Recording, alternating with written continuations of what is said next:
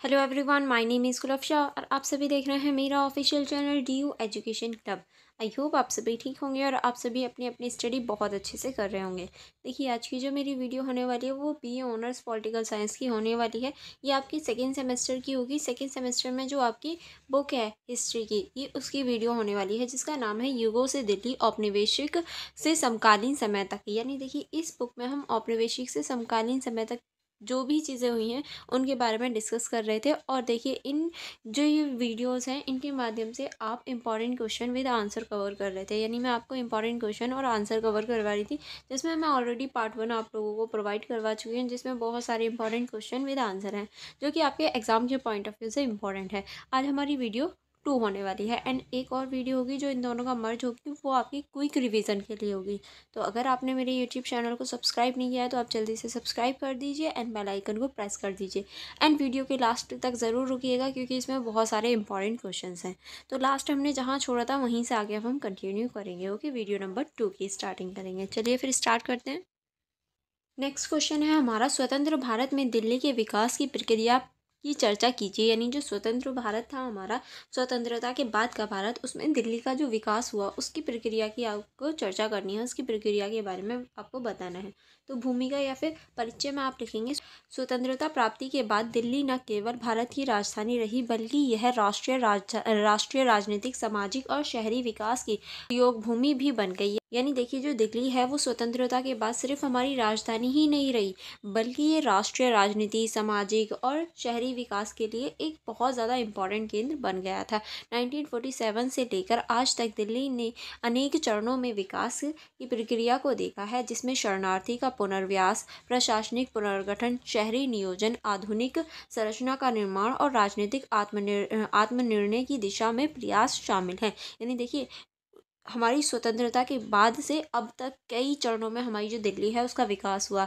जैसे कि शरणार्थियों के पुनर्वास से, प्रशासनिक जो पुनर्गठन हुआ था उसमें, शहरी नियोजन में, आधुनिक संरचना के निर्माण में, राजनीतिक आत्मनिर्णय के विकास में या आत्मनिर्णय की दिशा में बहुत सारे परिवर्तन हुए हैं। किस तरह से, पहला हम देखेंगे प्रारंभिक चरण। प्रारंभिक चरण जो है उसमें हम देखेंगे पुनर्वास और संरचना। पुनर्वास और संरचना किस तरह से आता है इसके अंतर्गत, तो पहले हम देखेंगे शरणार्थियों का पुनर्वास। किस तरह से शरणार्थियों का पुनर्वास हुआ, 1947 में विभाजन के दौरान बड़ी संख्या में पंजाब और सिंध से शरणार्थी दिल्ली आ गए थे, क्योंकि जब विभाजन हो रहा था तो पंजाब और जो सिंध के इलाके थे उन्हें खाली करवाया गया था, जिसकी वजह से बहुत सारे लोग दिल्ली आ गए थे। इसके पुनर्वास हेतु लाजपत नगर, राजेंद्र नगर, तलक नगर, पटेल नगर जैसी कॉलोनियां बसाई गई थी। और ये जो शरणार्थी आ रहे थे, इन्हीं के लिए या इन्हीं की वजह से जो लाजपत नगर है, तिलक नगर है, पटेल नगर है, इनकी जो स्थापना है या ये जो कॉलोनियां हैं ये बसाई गई थी। इससे दिल्ली की जनसंख्या और सामाजिक ढांचे तेज़ी से बदला, क्योंकि देखिए, जो नई दिल्ली थी वो पहले ही सुव्यवस्थित तरीके से बनाई जा रही थी। यही सोचा गया था कि दिल्ली को सुव्यवस्थित तरीके से बनाया जाएगा, इसमें जनसंख्या जो कि वो कम होगी, यानी जो लोग होंगे उनकी जो संख्या होगी वो कम होगी। लेकिन देखिए, जैसे ही विभाजन हुआ बहुत सारे लोग जो थे वो दिल्ली में आ गए, जिसकी वजह से यहाँ की जो सामाजिक ढांचा था वो पूरी तरीके से बदल गया था। नेक्स्ट अब हम देखेंगे औद्योगिक और शैक्षणिक विकास। किस तरह से स्वतंत्र भारत में दिल्ली को एक आधुनिक शहरी केंद्र बनाने हेतु प्रयास शुरू हुआ कि जो दिल्ली है उसको आधुनिक शहर में बसाया जा सके। नेक्स्ट अब हम देखेंगे ALLMS और LLT दिल्ली जैसे संस्थानों की स्थापना ने इसे शैक्षणिक केंद्र बना दिया। ये सभी जो संस्थान हैं इन्होंने इसे जो शैक्षणिक केंद्र है वो बना दिया। नेक्स्ट अब हम देखेंगे ओखला, नारायण, वजीरपुर जैसे क्षेत्रों में लघु और माध्यमिक उद्योग विकसित हुए। और ये जो क्षेत्र है यहाँ पर जो लघु यानी छोटे और जो माध्यमिक उद्योग हैं वो भी विकसित होने लगे। नेक्स्ट अब हम देखेंगे नियोजन और संरचनात्मक विकास, जो कि हमारा 1966 से 1990 में आ जाता है। दिल्ली विकास प्रणाली, जिसे हम DDA की भूमिका को भी देख सकते हैं। 1957 में DDA की स्थापना की गई थी, लेकिन 1960 के बाद इसने मास्टर प्लान 1962 के तहत आवास, सड़क, हरित क्षेत्र और बाजार की संरचना पर कार्य करना शुरू कर दिया, जिसकी वजह से जो दिल्ली थी वो और ज़्यादा विकसित होने लगी। नेक्स्ट अब हम देखेंगे जनता प्लेटफॉर्म, कोऑपरेटिव हाउसिंग सोसाइटीज आदि की योजना ने मध्य वर्ग को सत्य आवास सुविधा दी। ठीक है, नेक्स्ट अब हम देखेंगे अवसंरचना और परिवहन विकास, किस तरह से अवसंरचना और परिवहन विकास था, इसमें आप लिखेंगे 1970 और 80 के दशक को दिल्ली के ट्रैफिक और जनसंख्या दबाव को ध्यान में रखते हुए रिंग रोड, फ्लाईओवर और अंतर्राज्यीय बस टर्मिनल यानी ISBT का निर्माण हुआ था। ठीक है, चलिए आगे बढ़ेंगे।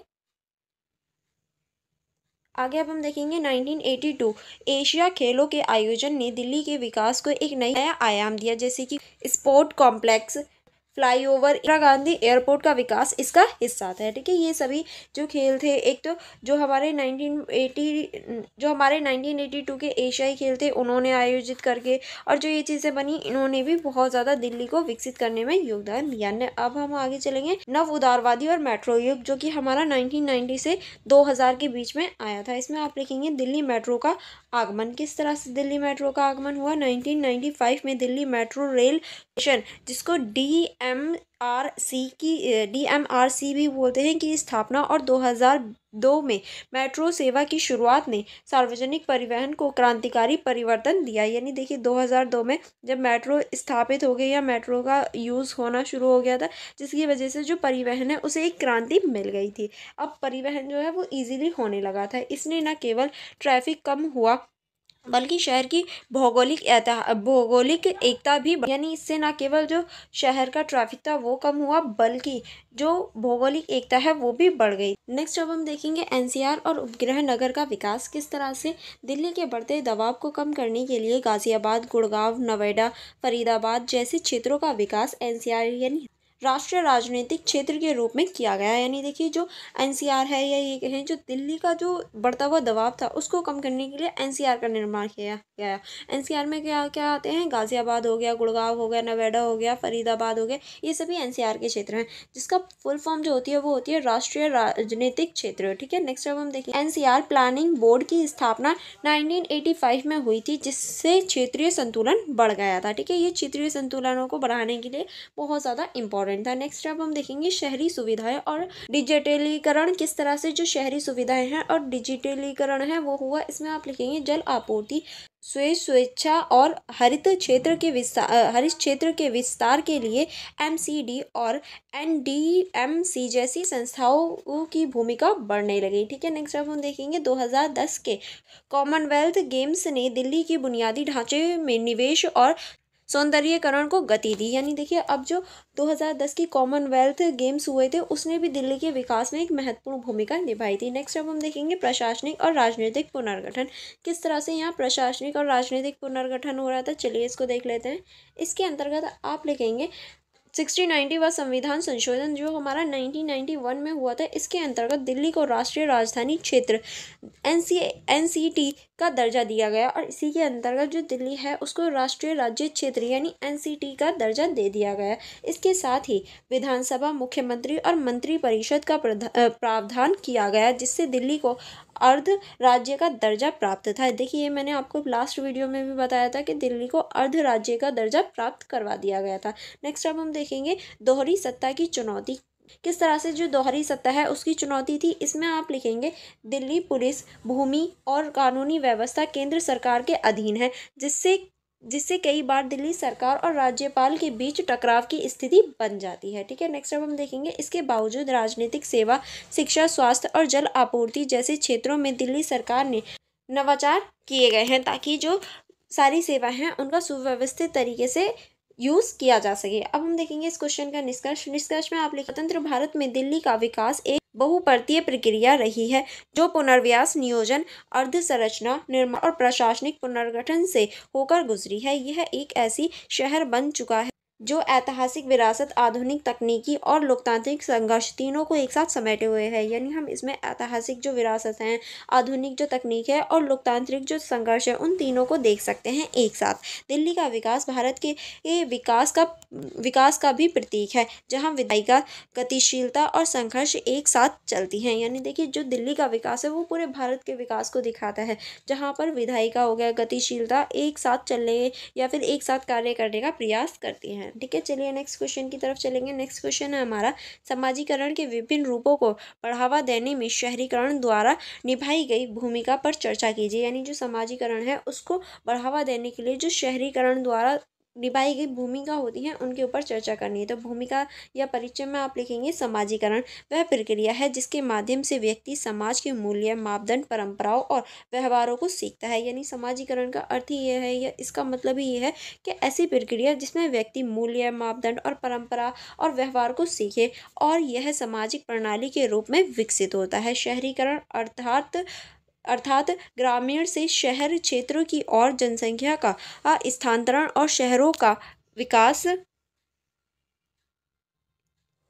समाजीकरण की प्रक्रिया को गहराई से प्रभावित करता है, क्योंकि जब लोग शहरों की तरफ बढ़ते हैं गाँवों को छोड़ के, वही तो हमारी शहरीकरण की प्रक्रिया होती है। शहरीकरण न केवल समाजीकरण के रूप में विविधता लाई बल्कि पारंपरिक सामाजिक संरचना में भी परिवर्तन आया। यानी जो शहरीकरण है उसने सामाजिक जो स्वरूप है उसी में विविधता नहीं लाया, बल्कि जो पारंपरिक सामाजिक संरचना है उसमें भी परिवर्तन लाया है। किस तरह से? प्राथमिक समाजीकरण में बदलाव। जो हमारा प्राथमिक समाजीकरण था उसमें किस तरह से बदलाव हुआ? तो पहला आप इसमें लिखेंगे पारंपरिक संरचना में परिवर्तन। किस तरह से जो पारंपरिक संरचना है उसमें परिवर्तन हुए? शहरीकरण के कारण संयुक्त परिवार की जगह एकल परिवार का प्रचलन हो गया। यानी देखिए पहले संयुक्त यानी एक ही परिवार में दादा दादी, चाचा चाची, मामा नहीं बट चाचा चाची ये सभी रहते थे।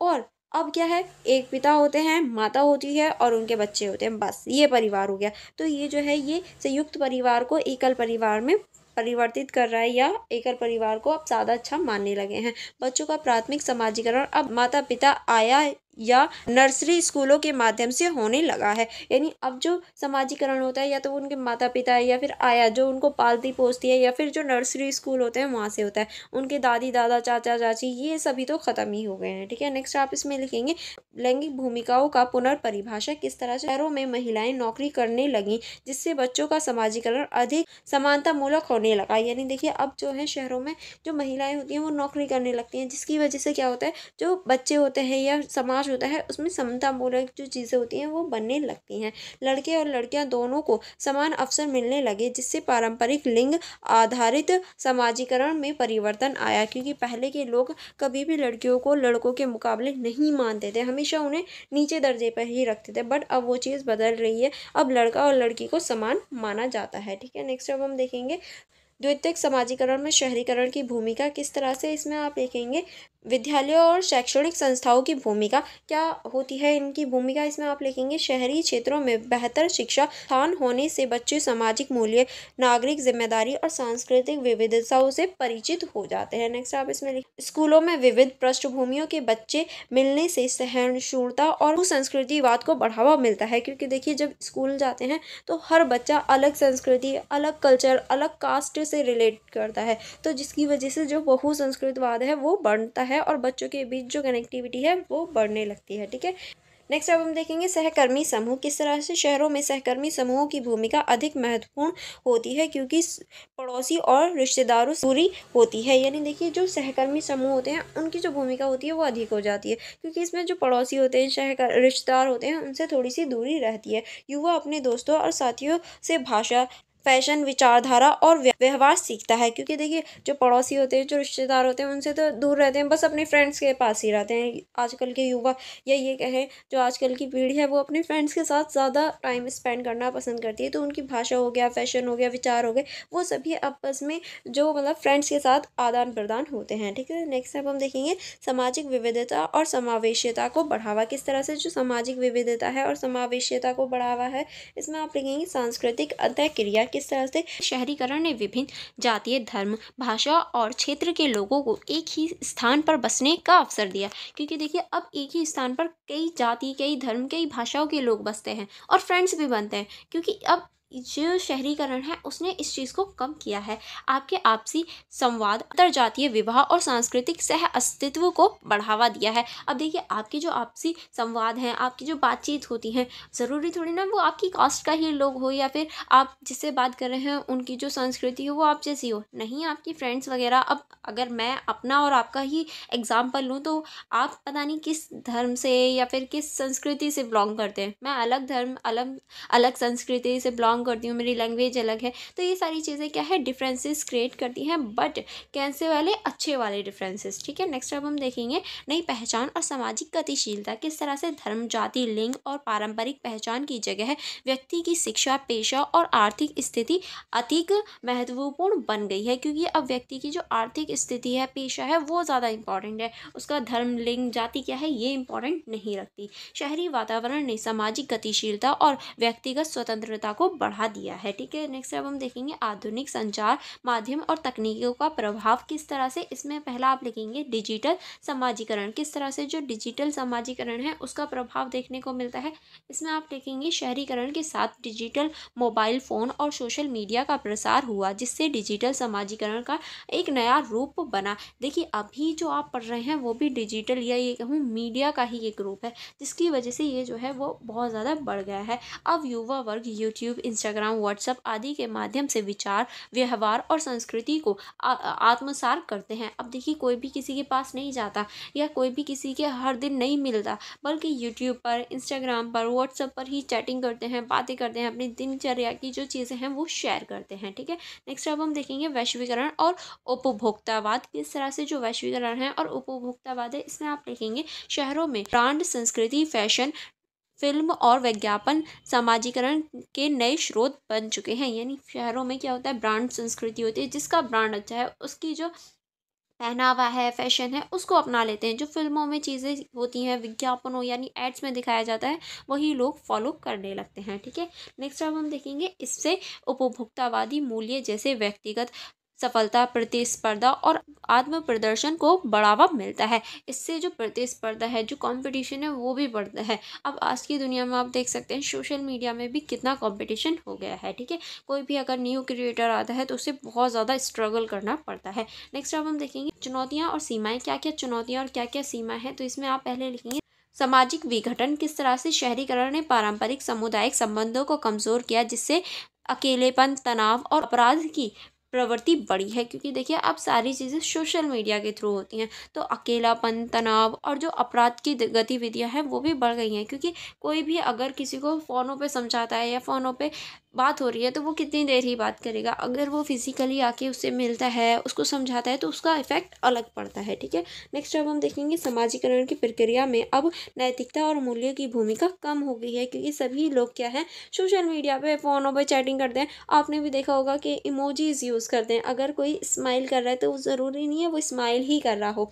अगर कोई रोने वाली इमोजी सेंड कर रहा है आपको, तो ज़रूरी नहीं है वो रो रहा हो, वो हंस कर रोने वाली इमोजी सेंड कर रहा होता है। तो इस वजह से जो हमारी फेक चीज़ें हैं वो सामने आने लगी हैं। अच्छा मुझे बताना, आप लोगों ने कभी ऐसा किया है क्या, रोने वाली इमोजी भेजी है, वो भी हंसते हंसते, सामने वाले को बेवकूफ़ बनाने के लिए? ठीक है, बताना ज़रूर कमेंट में। नेक्स्ट अब हम देखेंगे वर्ग विभाजन और असमानताएं। किस तरह से शहरी जीवन में अमीर और गरीब के बीच सामाजिक दूरी, समाजीकरण में भेद उत्पन्न होते हैं। यानी जो अमीर गरीब है, ये सारी चीज़ें बहुत होती हैं शहरों में। नेक्स्ट अब हम देखेंगे झुग्गी झोंपड़ी में रहने वाले बच्चों को समाजीकरण अमीर वर्ग से भिन्न होते हैं, जिससे असमान सामाजिक अनुभव बनते हैं। यानी देखिए रहते दोनों दिल्ली में ही हैं, बट जो झोंपड़ी में रहता है उसकी समाजीकरण अलग होगा। जो अमीर बच्चे हैं या फिर जो महलों में रहते हैं, जो अच्छे घरों में रहते हैं, उनका समाजीकरण अलग होगा। ठीक है, अब हम देखेंगे इस क्वेश्चन का निष्कर्ष में आप लिखेंगे शहरीकरण ने समाजीकरण की प्रक्रिया को व्यापक, जटिल और